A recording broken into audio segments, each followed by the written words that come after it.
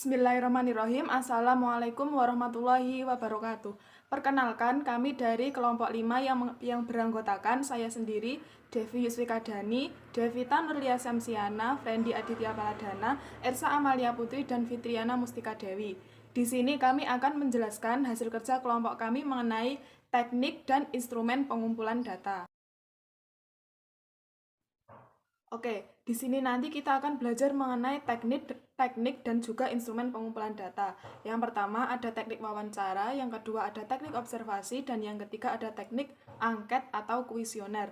Nah, masing-masing dari teknik ini nanti akan ada instrumennya yang akan dijelaskan pada video selanjutnya. Nah, yang pertama kita akan membahas tentang teknik pengumpulan data. Jadi, salah satu tahap penting dalam kegiatan penelitian adalah tahap pengumpulan data. Hal ini bertujuan untuk memperoleh data yang valid dari variabel-variabel yang akan diteliti dalam suatu penelitian.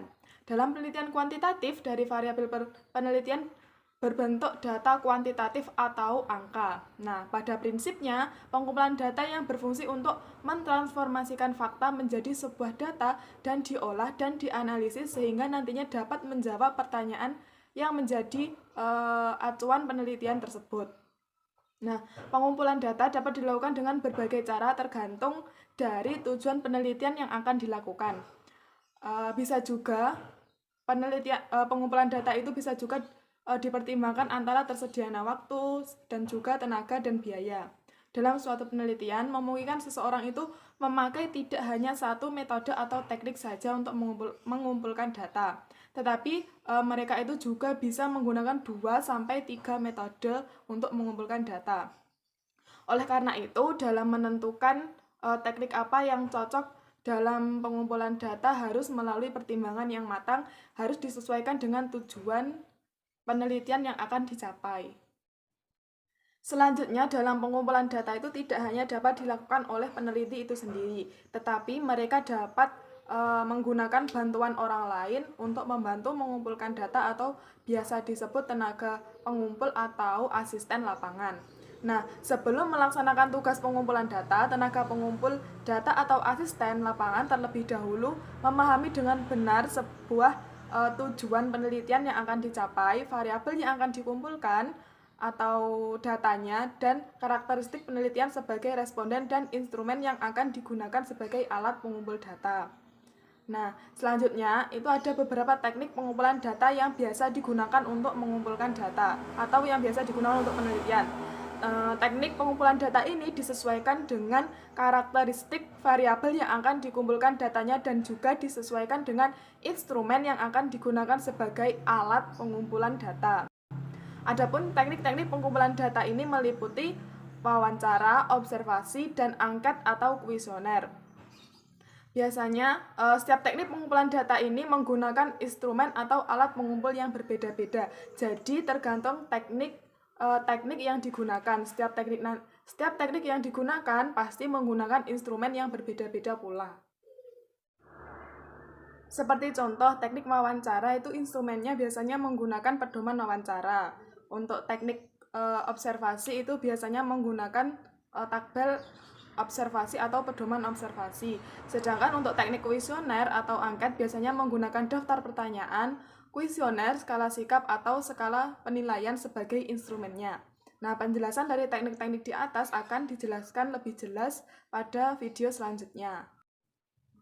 Teknik pengumpulan data yang pertama adalah melalui wawancara. Wawancara merupakan cara pengumpulan data atau keterangan yang dilakukan melalui tanya jawab atau lisan, dapat juga melalui tatap muka atau via telepon atau tidak melakukan tatap muka dengan responden penelitian dengan arah tujuan yang telah ditentukan.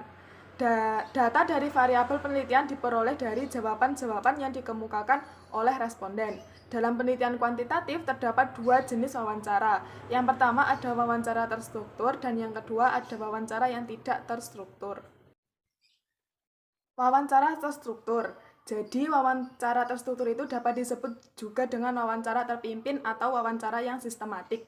Wawancara terstruktur itu menggunakan pedoman wawancara yang telah disusun secara sistematis dan juga rinci yang menyerupai daftar cek. Nah, fungsi pedoman wawancara di sini adalah memberikan pedoman terhadap apa saja sih nanti yang akan ditanyakan kepada responden dan mengantisipasi adanya kemungkinan lupa terhadap pokok-pokok persoalan yang akan ditanyakan dalam penelitian. Selain itu, fungsi pedoman wawancara itu dapat berlangsung agar proses wawancara dapat berlangsung secara efektif dan juga efisien. Nah, kelebihan dari wawancara terstruktur ini yaitu lebih mudah dalam pengolahan data dan menganalisis data. Namun, kelemahannya adalah sulit menampung data atau informasi yang muncul dan berkembang dalam proses wawancara. Nah, hal ini dapat terjadi dalam teknik wawancara karena ketika wawancara itu kita kan proses bertanya kepada seseorang. Nah, ketika proses bertanya itu memungkinkan seseorang tersebut tidak memberikan jawaban atau bahkan memberikan jawaban yang lebih luas dari apa yang jawaban yang kita inginkan, sehingga hal ini menjadi kelemahan dari proses wawancara terstruktur. Seperti itu. Teknik wawancara yang kedua adalah wawancara tidak terstruktur. Wawancara tidak terstruktur ini dapat juga disebut dengan wawancara bebas atau wawancara yang sederhana. Nah, wawancara tidak terstruktur ini tetap menggunakan pedoman wawancara namun tidak sesistematis wawancara terstruktur. Nah, pedoman wawancara tidak terstruktur ini memuat hanya inti atau garis besar dari topik atau indikator variabel yang nantinya akan ditanyakan. Oleh karena itu, dalam wawancara tidak terstruktur, wawancara tidak perlu untuk mempersiapkan pedoman wawancara yang matang. Namun diperlukan kreativitas dalam melakukan wawancara. Hal tersebut karena dapat terjadi suatu keadaan di mana pertanyaan baru akan muncul ketika responden memberikan jawaban. Dalam wawancara tidak terstruktur ini, pewawancara harus mampu untuk beradaptasi dan menyesuaikan dengan perkembangan dan suasana wawancara yang sedang berjalan. Nah, secara umum, salah satu kelebihan pengumpulan data dengan teknik wawancara adalah wawancara sebagai petugas pengumpulan data melakukan kontak langsung dengan responden. Jadi kita tahu apa sih jawaban secara langsung yang diberikan kepada responden tersebut sebagai sumber data dan informasi, sehingga memungkinkan untuk memperoleh data informasi yang lebih lengkap dan juga mendalam karena kita tadi kan melakukan proses wawancara secara langsung dengan responden. Terutama dalam wawancara tidak terstruktur, dimungkinkan responden itu malah memberikan suatu ide, pemikiran, atau isi hatinya secara lebih luas dan bebas, sehingga data dan informasi yang diperoleh lebih asli. Selanjutnya, kualitas wawancara dalam suatu kegiatan pengumpulan data penelitian sangat ditentukan oleh 4 faktor, yaitu pewawancara, isi kuesioner, responden, dan suasana wawancara.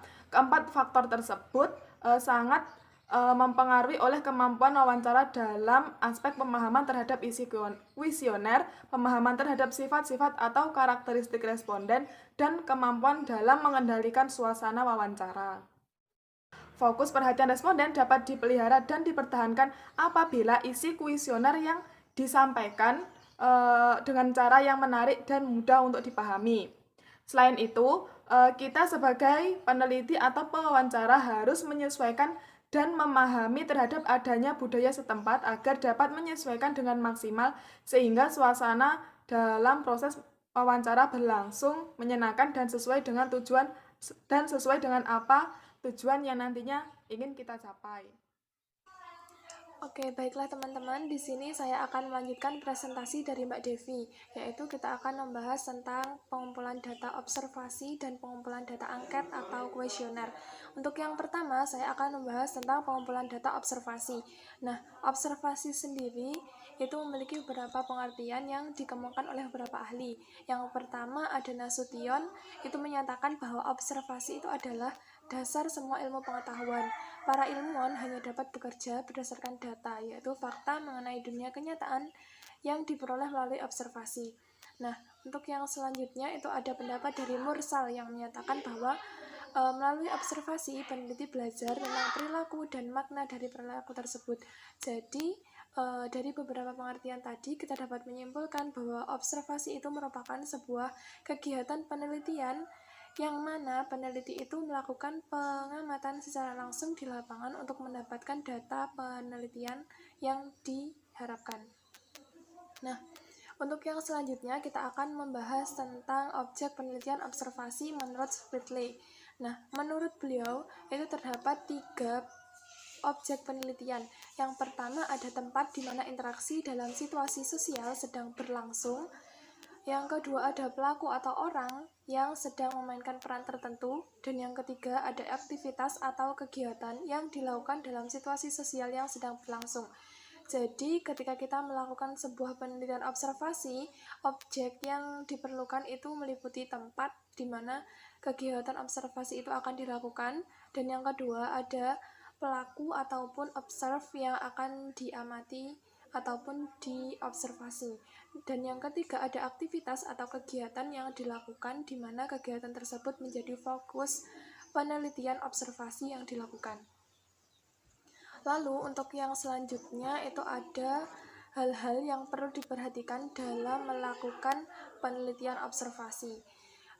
Ada 2 hal yang perlu diperhatikan. Yang pertama, memperhatikan fokus penelitian yang meliputi kegiatan apa saja yang harus diamati, baik yang umum maupun yang khusus. Jadi, contohnya seperti ini. Ketika kita melakukan penelitian di dalam sebuah kelas, penelitian observasi dalam sebuah kelas, maka untuk hal-hal umumnya, misalkan seperti seluruh kegiatan yang terjadi selama kegiatan observasi di dalam kelas itu dicatat dan diberikan komentar. Selain itu juga hal-hal khususnya, yaitu hal khususnya itu berupa fokus dari penelitian observasi yang kita lakukan di dalam kelas tersebut tentunya juga harus dicatat dan diberikan komentar. Nah, untuk langkah yang kedua itu ada menentukan kriteria yang diamati, seperti mendiskusikan ukuran-ukuran apa yang digunakan dalam pengamatan, seperti itu. Nah, untuk yang selanjutnya ada langkah-langkah ataupun fase yang ditempuh dalam melaksanakan penelitian observasi. Itu ada 3 fase. Yang pertama ada pertemuan perencanaan, terus yang kedua ada observasi kelas, dan yang ketiga ada diskusi balikan. Untuk pertemuan perencanaan ini dilakukan untuk mengadakan pertemuan bersama antara observer dengan observe ataupun pengamat dengan apa yang akan diamati, untuk membahas urutan kegiatan observasi dan menyamakan persepsi dalam nantinya digunakan untuk melakukan kegiatan ataupun penelitian observasi tersebut. Nah, untuk yang kedua tadi ada observasi kelas. Ini merupakan kegiatan ataupun fase di mana kegiatan penelitian observasi ini dilakukan di lapangan. Jadi seperti real pelaksanaan dari observasi tersebut. Untuk yang ketiga itu ada diskusi balikan. Nah, dalam fase ini seorang guru sebagai peneliti bersama dengan observer ataupun pengamat itu mempelajari data hasil observasi yang telah didapatkan dari kegiatan observasi kelas tadi, untuk didiskusikan demi mendapatkan langkah-langkah selanjutnya, untuk menentukan langkah-langkah selanjutnya. Nah, untuk yang selanjutnya ini ada jenis-jenis observasi. Itu ada 7 jenis observasi ya. Untuk yang pertama itu ada observasi partisipatif atau participant observation. Nah, di dalam observasi partisipatif ini, peneliti menetapkan sejumlah tujuan dan menempatkan dirinya sebagai bagian dari objek yang sedang ditelitinya. Jadi, peneliti ini berperan aktif dalam kegiatan observasi tersebut ataupun menjadi bagian dalam penelitian observasi tersebut. Nah, untuk yang kedua itu ada observasi non-partisipatif ataupun non-participant observation. Peneliti tidak terlibat secara langsung. Peneliti hanya mencatat, menganalisis, dan membuat kesimpulan tentang perilaku objek yang diteliti. Jadi, dalam penelitian non-partisipatif ini, peneliti hanya akan mencatat ataupun perannya hanya mencatat, menganalisis, dan membuat kesimpulan saja. Jadi tidak ikut serta dalam ataupun tidak berpartisipasi dalam kegiatan observasi. Lalu yang ketiga ada observasi terstruktur. Observasi terstruktur itu merupakan observasi yang telah dirancang secara sistematis tentang apa yang akan diamati, kapan, dan di mana tempatnya. Jadi, segala sesuatu yang akan dilakukan selama kegiatan observasi itu telah direncanakan sebelumnya atau telah terstruktur seperti itu. Nah, untuk yang selanjutnya ataupun yang keempat itu ada observasi tak berstruktur. Jadi observasi ini merupakan observasi yang tidak dipersiapkan secara sistematis tentang apa yang akan diobservasi. Jadi kegiatan observasinya itu berjalan sesuai dengan alurnya saja, ataupun tidak ada perencanaan ataupun struktur sebelum melakukan observasi. Lalu untuk yang kelima itu ada observasi terserang atau terbuka. Observasi yang dilakukan dengan cara mencatat segala sesuatu yang terjadi di dalam kelas. Jadi semua kegiatan yang terjadi di dalam kelas itu dicatat oleh peneliti. Nah, untuk yang keenam itu ada observasi terfokus. Observasi ini dilakukan apabila peneliti ingin mencari data dengan memfokuskan masalah yang akan ditelitinya. Jadi, dalam observasi terfokus ini, peneliti hanya akan fokus pada tujuan utama dilakukannya penelitian. Jadi, peneliti hanya akan mencatat dan mengomentari apa saja masalah khusus yang telah direncanakan sebelumnya seperti itu. Nah, untuk yang terakhir itu ada observasi sistematik. Observasi ini cenderung menggunakan skala yang pada dasarnya adalah hasil pemikiran orang lain yang menyusun skala tersebut. Jadi, dalam observasi sistematik ini lebih terfokuskan pada skala yang telah ditetapkan. Penelitian observasi sendiri itu memiliki kelebihan dan kekurangan masing-masing. Untuk kelebihannya itu meliputi banyak gejala yang hanya dapat diselidiki dengan observasi. Lalu yang kedua ada hasilnya akurat dan sulit dibantah. Yang ketiga ada banyak objek yang hanya bersedia diambil datanya hanya dengan observasi. Dan yang keempat ada kejadian yang serempak dapat diamati dan dicatat serempak pula dengan memperbanyak observer. Dan yang terakhir ada banyak kejadian yang dipandang kecil yang tidak dapat ditangkap. Untuk kekurangannya itu meliputi observer tergantung pada kemampuan pengamatan dan mengingat.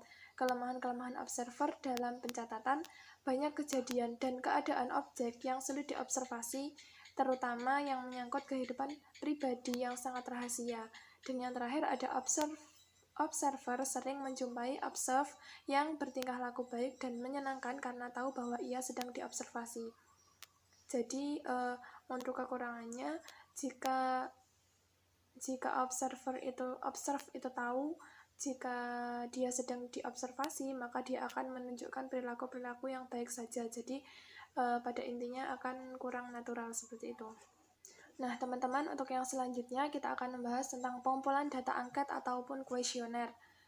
Angket atau kuesioner itu disebut pula self-administrated questionnaire, yaitu teknik pengumpulan data dengan cara mengirimkan suatu daftar pertanyaan kepada responden untuk diisi.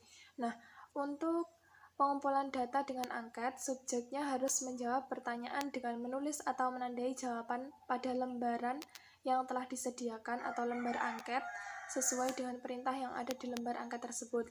Untuk format kuesioner itu meliputi bagaimana pertanyaan terlihat penting dan dapat menarik responden untuk meresponnya. Jadi pertanyaan-pertanyaan yang ada di dalam lembaran angket itu biasanya merupakan pertanyaan-pertanyaan yang menarik yang membuat responden itu merasa tertarik untuk mengisinya. Adapun teknik kuesioner itu dibagi menjadi dua.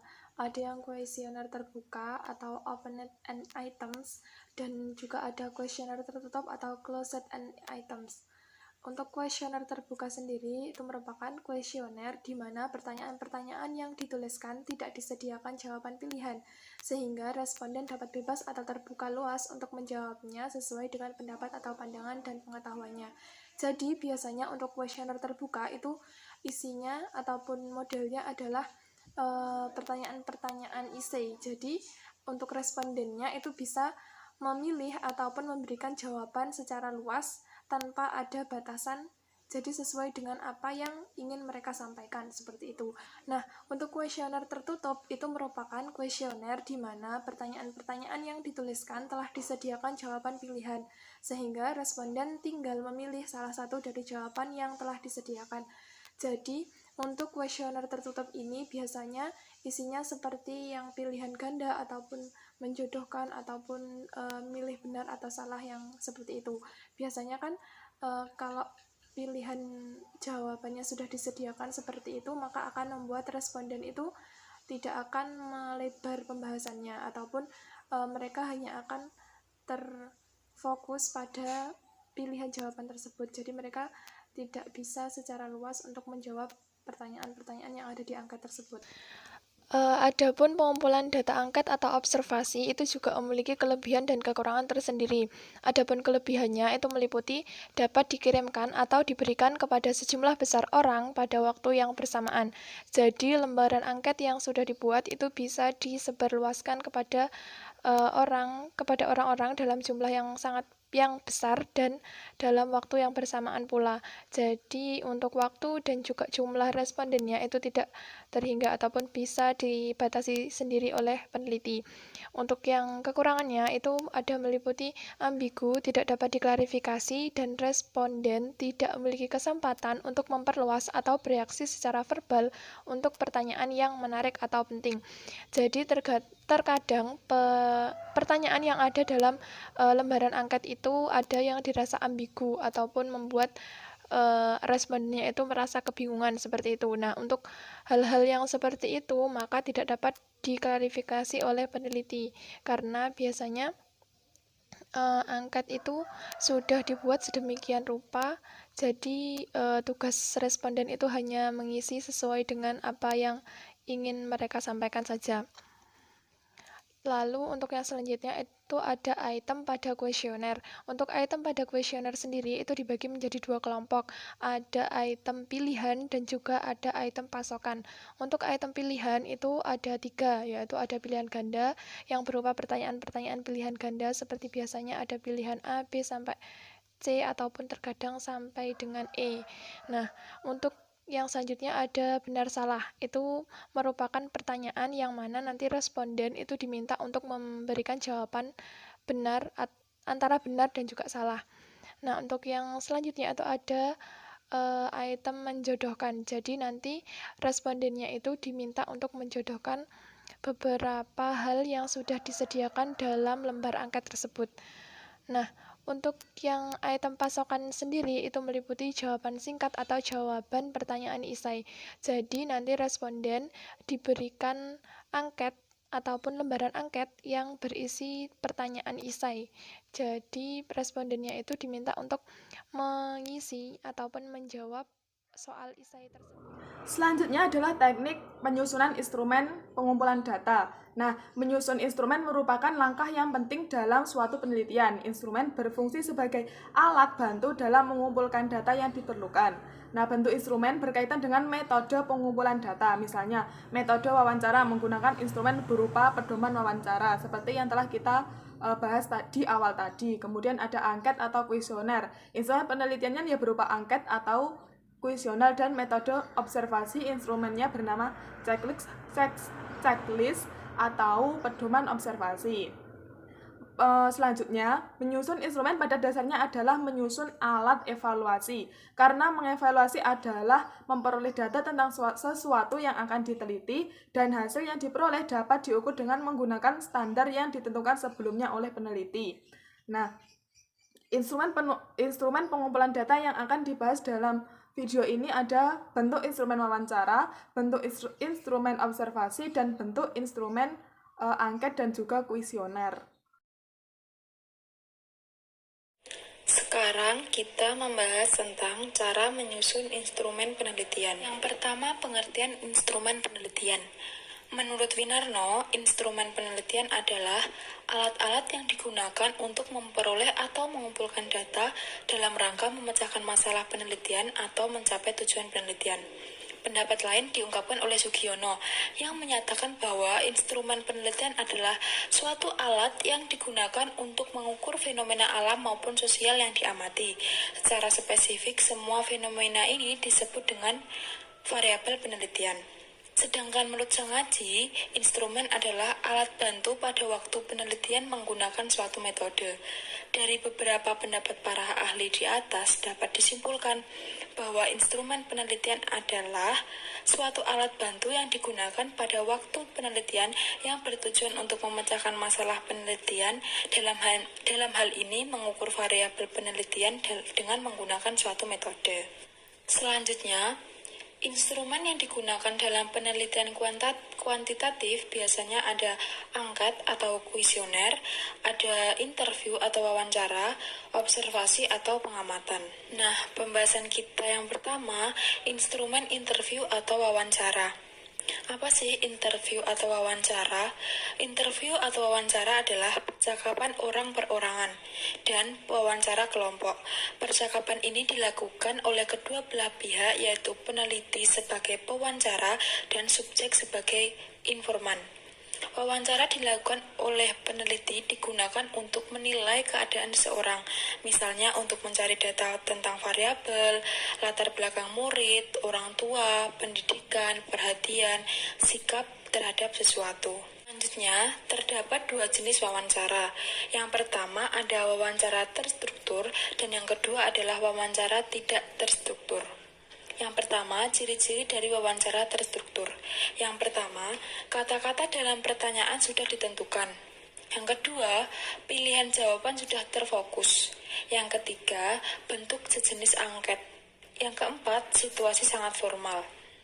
Nah, kalau ciri-ciri dari wawancara tidak terstruktur adalah pertama, pertanyaan sangat terbuka, kedua, pertanyaan sangat fleksibel, yang ketiga, situasi tidak formal. Jadi dalam wawancara tidak terstruktur ini terlihat santai, tidak formal seperti wawancara terstruktur. Adapun langkah-langkah wawancara terstruktur adalah yang pertama, menetapkan kepada siapa wawancara akan dilakukan. Yang kedua, menyiapkan pokok-pokok masalah yang akan menjadi bahan pembicaraan. Yang ketiga, mengawali atau membuka alur wawancara. Yang keempat, melangsungkan alur wawancara. Yang kelima, mengkonfirmasi ikhtisar hasil wawancara dan mengakhirinya. Yang keenam, menuliskan hasil wawancara ke dalam sebuah catatan. Yang ketujuh, mengidentifikasi tindak lanjut wawancara yang telah diperoleh. Tadi kita sudah membahas mengenai wawancara terstruktur. Sekarang kita membahas wawancara tidak terstruktur. Wawancara tidak terstruktur adalah wawancara bebas, di mana peneliti menggunakan pedoman wawancara yang hanya memuat tema sentral saja. Tidak terdapat topik-topik yang mengontrol alur pembicaraan. Pada umumnya, teknik ini digunakan saat melakukan studi pendahuluan dalam rangka merumuskan masalah penelitian. Adapun pedoman wawancara terstruktur adalah tidak terdapat topik-topik yang mengontrol alur pembicaraan. Biasanya digunakan untuk mengembangkan penjelasan dari penelitian kuantitatif. Sekarang kita membahas mengenai prinsip-prinsip wawancara yang baik adalah sebagai berikut. Pewawancara harus mengenal dengan baik pokok persoalan.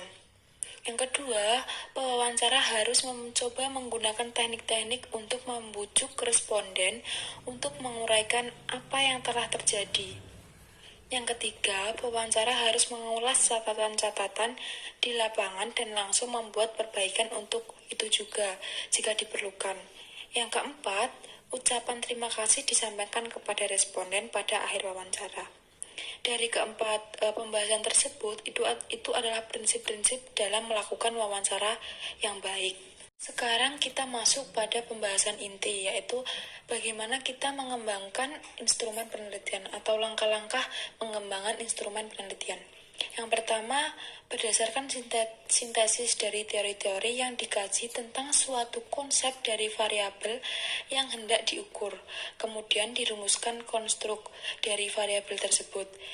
Konstruk pada dasarnya adalah bangun pengertian dari suatu konsep yang dirumuskan oleh peneliti. Yang kedua, kemudian didasarkan konstruk tersebut dikembangkan dimensi, dan indikator variabel yang selanjutnya telah tertuang secara eksplisit pada rumusan konstruk variabel pada langkah pertama. Yang ketiga, membuat kisi-kisi instrumen dalam bentuk tabel spesifikasi yang memuat dimensi, indikator, nomor butir, dan jumlah untuk setiap dimensi dan indikator. Yang keempat, menetapkan besaran atau parameter yang bergerak dalam suatu rentangan kontinum dari suatu kutub ke kutub lain yang berlawanan, misalnya dari rendah ke tinggi, dari negatif ke positif, dan sebagainya. Yang kelima, menulis butir-butir instrumen yang dapat berbentuk pernyataan atau pertanyaan. Biasanya butir instrumen yang dibuat terdiri atas dua kelompok, yaitu kelompok butir positif dan kelompok butir negatif. Selanjutnya, langkah pengembangan instrumen yang keenam adalah butir-butir yang telah ditulis merupakan konsep instrumen yang harus melalui proses validasi, baik validasi teoretik maupun validasi empirik. Yang ketujuh, tahap validasi pertama yang ditempuh adalah validasi teoretik, yaitu melalui pemeriksaan pakar atau melalui panel yang dapat didasarkan pada menelaah seberapa jauh dimensi yang merupakan jabaran yang tepat dari konstruk. Yang kedelapan, revisi atau perbaikan berdasarkan saran dari pakar atau berdasarkan hasil panel. Yang kesembilan, setelah konsep instrumen dianggap valid secara teoretik atau secara konseptual, maka dilakukanlah penggandaan instrumen secara terbatas untuk memperluan di uji coba. Yang ke-10, uji coba instrumen di lapangan merupakan bagian dari proses validasi empirik. Langkah selanjutnya yaitu pengujian validasi, dilakukan dengan menggunakan kriteria baik, kriteria internal maupun kriteria eksternal. Selanjutnya, berdasarkan kriteria tersebut diperoleh kesimpulan mengenai valid atau tidaknya sebuah butir atau sebuah perangkat instrumen. Selanjutnya ada untuk kriteria internal atau validasi internal berdasarkan hasil analisis butir. Selanjutnya dihitung koefisien reliabilitas. Koefisien reliabilitas dengan rentangan nilai 0 sampai 1 adalah besaran yang menunjukkan kualitas atau konsistensi hasil ukur instrumen. Selanjutnya, perakitan butir-butir instrumen yang valid untuk dijadikan instrumen final atau instrumen yang sudah jadi. Cara menyusun instrumen pada penelitian kuantitatif yang selanjutnya yaitu dengan menggunakan metode observasi. Yang pertama yaitu mengenai hakikat observasi. Observasi atau disebut dengan pengamatan merupakan suatu teknik atau cara dalam mengumpulkan data dengan jalan mengadakan pengamatan terhadap kegiatan yang sedang dilakukan. Lalu cara yang lebih efektif dalam menggunakan observasi adalah dengan melengkapi kegiatan observasi itu dengan menyediakan format atau belangko pengamatan sebagai instrumen observasi.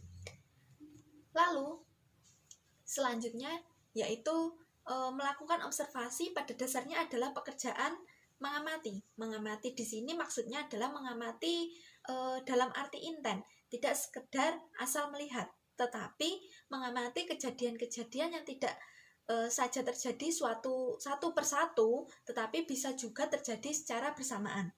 Nah, disinilah diperlukan ketekunan seseorang yang melakukan observasi untuk melakukan pengamatan terhadap objek yang diteliti. Nah, karena observasi ini dirasa sangat penting, maka diperlukan alat-alat penunjang dalam melakukan observasi. Yang saya sebutkan di sini yaitu diantaranya yaitu menyediakan alat perekam audio, lalu kamera, yang ketiga audio tab suara dan visual, lalu melakukan pencatatan. Nah, yang ketiga yaitu observasi bisa dilakukan dengan cara 3 cara. Yang pertama tes atau kuesioner, yang kedua ragam gambar, yang ketiga yaitu rekaman suara.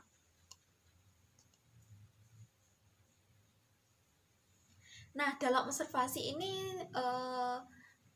banyak sekali jenis-jenisnya. Nah, menurut Baskoro, observasi secara umum dibagi menjadi yang sudah ada di PPT. Yang pertama yaitu observasi sistematik, yaitu disebut juga observasi terstruktur, yakni observasi yang memuat faktor-faktor dan ciri-ciri khusus dari setiap faktor yang diamati. Yang kedua, observasi unsystematik, maksudnya yaitu observasi yang dilakukan tanpa adanya persiapan yang sistematis atau terencana tentang apa yang akan diobservasi. Nah, yang ketiga yaitu mengenai observasi eksperimental. Adalah observasi yang dilakukan dengan cara mengandalkan unsur-unsur penting dalam situasi sedemikian rupa untuk mengetahui apakah perilaku yang muncul benar-benar disebut oleh faktor yang telah dikendalikan sebelumnya. Nah, yang keempat yaitu observasi partisipan, yaitu orang yang mengadakan observasi turut ambil bagian dalam kehidupan orang-orang yang diobservasi. Yang kelima yaitu observasi unobtrusif, yaitu observasi yang tidak mengubah perilaku natural subjek.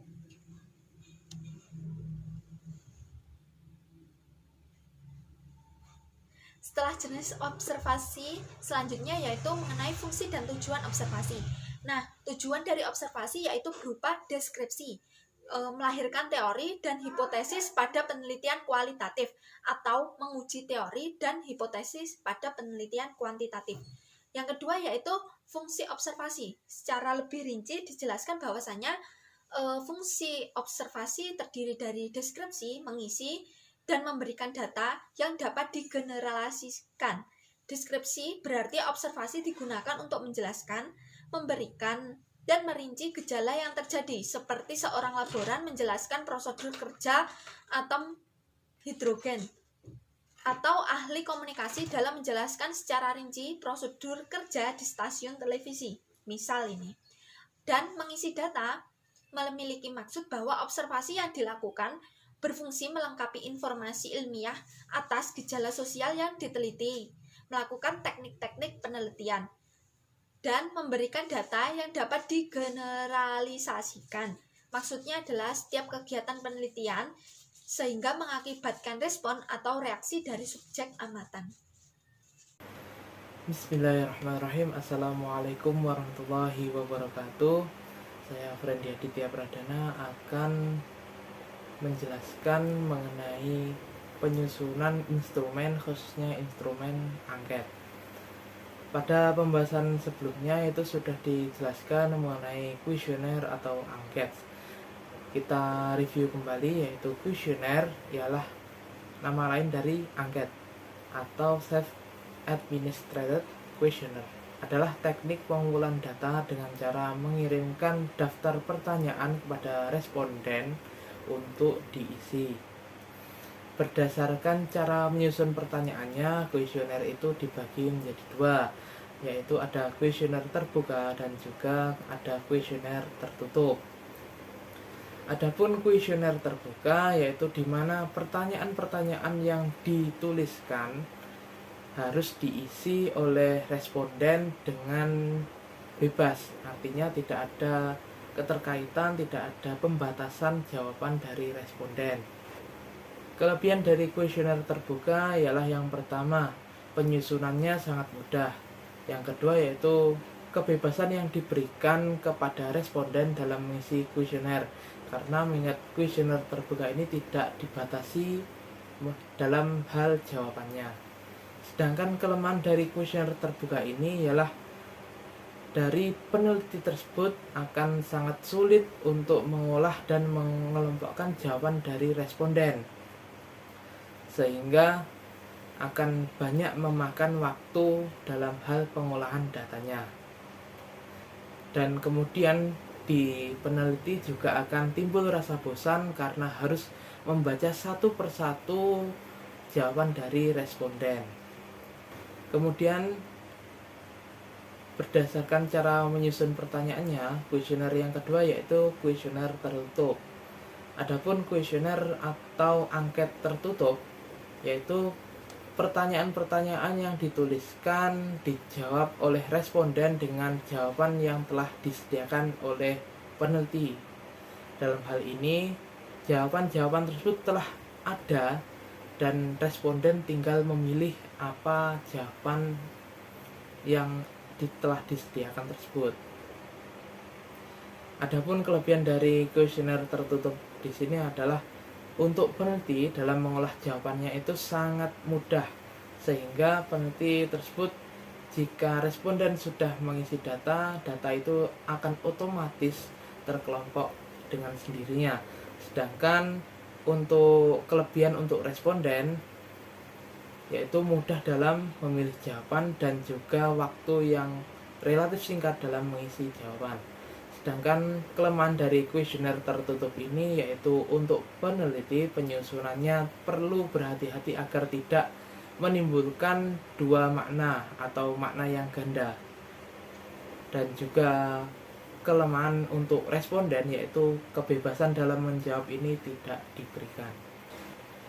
Jadi yang dinamakan dengan kuesioner atau angket ialah alat pengumpul data melalui sejumlah pertanyaan tertulis digunakan untuk memperoleh informasi dari individu atau kelompok tertentu.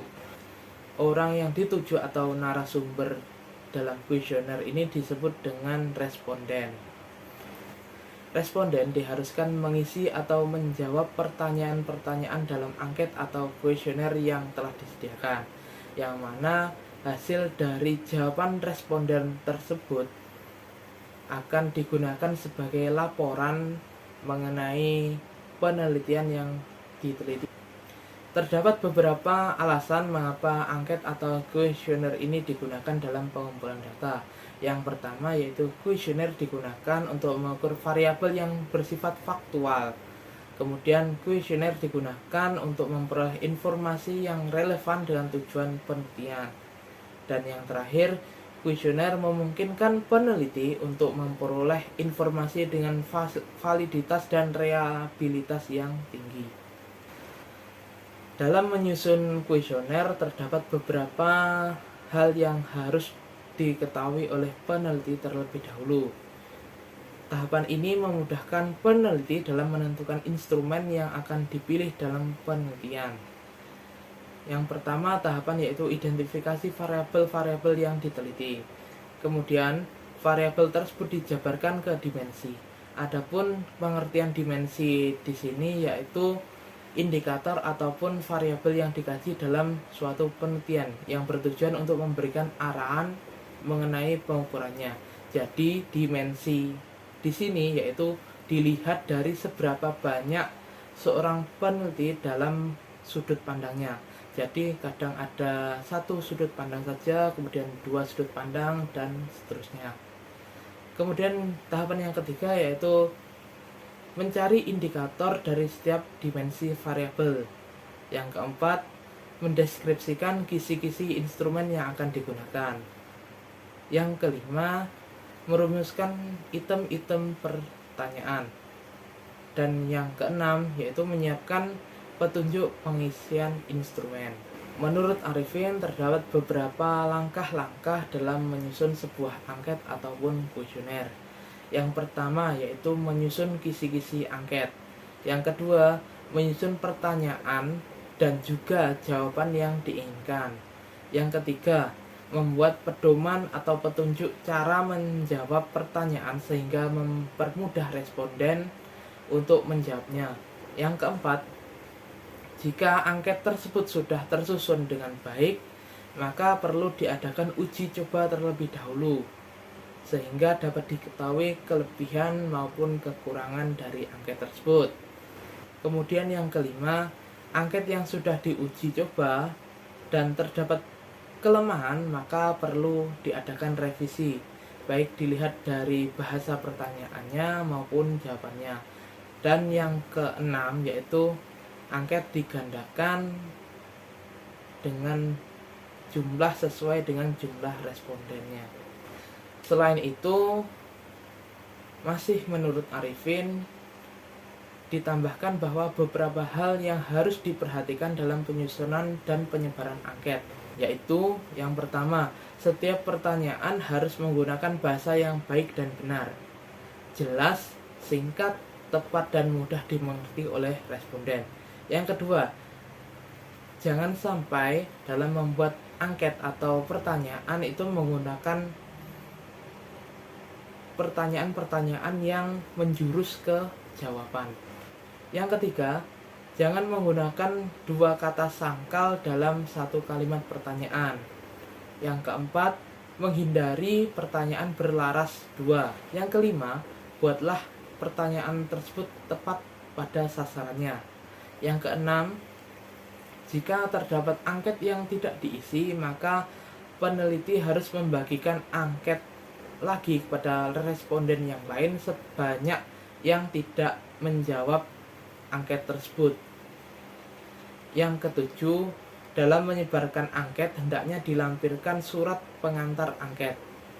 Dan yang kedelapan atau yang terakhir di sini yaitu hendaknya jawaban tidak terlalu banyak dan tidak terlalu sedikit. Jadi jawaban itu relatif tidak terlalu singkat dan juga tidak terlalu panjang.